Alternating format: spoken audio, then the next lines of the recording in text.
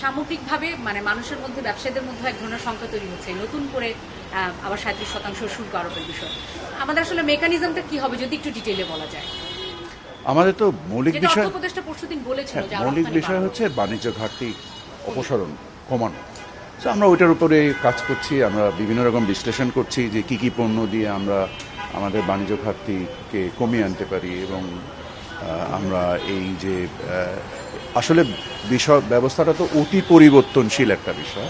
বিভিন্ন আপনারা দেখেছেন যে গতকাল আমেরিকান প্রশাসন বলেছে যে যদি চাইনিজ তারা যে রিটারেটরি যে ট্যারিফ ঘোষণা করেছে ওনারা আবার আরও 50% দিতে পারে।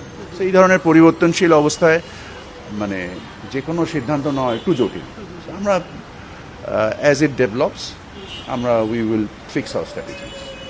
Thank you very much. 100 প্রোডাক্টের যে জিরো ট্যারিফ করা হবে এটাতে কি স্যার কোনো পজিটিভ ইমপ্যাক্ট আপনারা আশা করতেছেন? ডেফিনেটলি আমরা আশা করছি বলেই তো আমরা এই পরিশ্রমগুলো করছি। আমরা এগুলো নির্ণয় করার চেষ্টা করছি কি ভাবে আমাদের ট্রেড গ্যাপটাকে কমিয়ে আনা যায়। স্যার ওখান থেকে কোনো রিপ্লাই এখন পর্যন্ত আসেনি? না, এখনো কোনো। Thank you very much.